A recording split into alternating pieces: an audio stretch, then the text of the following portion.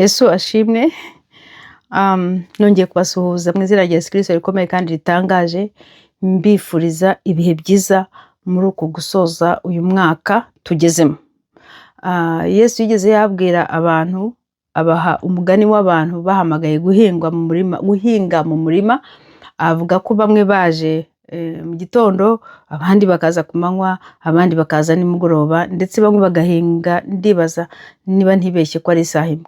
Ariko ba bandi baje nyuma baza kwishyurwa mbere kuruta abaje mbere, kuko ariyo masezerano bari bafitanye n'uwari wabahaye, wari bahamagaye, wabahaye akazi.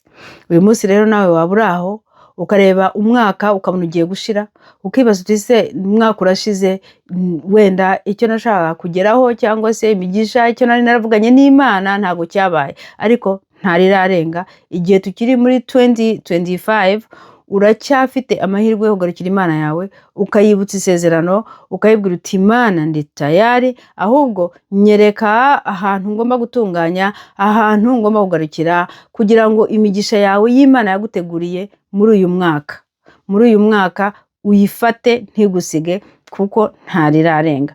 Niyo mpamvu nkwinginze aho waba uri hose, mwene data, garukira Imana, usenge, uhamagara Imana. Aharaho Imana y'imbabazi n'ubuntu, ihora ivuga yuko ineza yayo, impuhwe zayo zihora zunguka uko bukeye. Iyo bitaba ari ibyo tuba twarashizeho, iyo Mana ishobora kongera ikagusanga muri uyu mwaka, ndetse mugasozana umwaka, mugatangirana n'undi mwaka.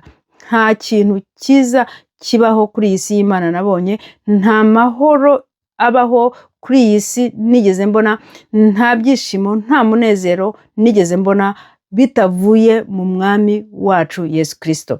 Icyo imiryango iduha biri temporary, icyo amafaranga aduha biri temporary, icyo achievement zose twakoresha amaboko yacu byose biri temporary, kandi bishira akanya gato, kandi tubirambirwa vuba. Ariko amahoro n'ineza n'umunezero uva mu gakiza, uva mu kwizera Kristo, uva mu kugira ubusabane n'Imana yawe, ni ibintu biri internally, ni ibintu biri infinity, ni ibintu uhora wumva, ndetse n'igihe cy'akababaro, ndetse n'igihe cy'ibibazo ukumva ya mahoro, bigatuma washobora ukajya mu buriri ukaryama, kuko reka tuvuge wenda ni mu bwato, kuko muri ubwo bwato iyo harimo Yesu haba hari amahoro. Aho cyo wacamo cyose, umwami Yesu afite imbaraga zihosha umuhengeri, zizimya uwo muriro, zicecekesha izo ndimi zahagurukiye kukurwanya, zivunagura izo ntwaro zahagurukiye kukurwanya.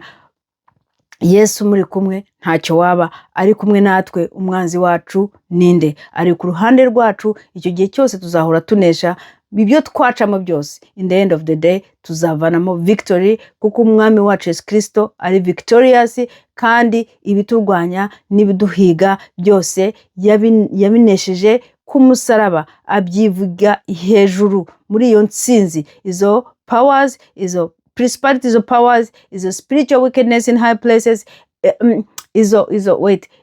izo mbaraga, abo batware n'imbaraga n'abafite ubushobozi, abategekisi y'umwijima na spiritual wickedness in high places, ibyo byose yabihemuye ku mugaragaro, abyivugira hejuru, amaze gufata rwa rwandiko rw'ibirego rwaturegaga, abimanitse ku musaraba. Uyu munsi ntacyo umwanzi yakurega ku Mana yawe, uje ukavuga uti Yesu mbabarira, kuko icyo kirego kiri legal document, icyo umwanzi agufiteho akurega, Yesu yamanze kukimanika rimwe ku musaraba Igorogota. Wowe akira kwizera umwami Yesu, ahandi ibindi byose bizagenda biza buhoro buhoro. Ngusabiye kwizera Imana yera. Ibyo mbisabye mu izina rya Yesu Kristo.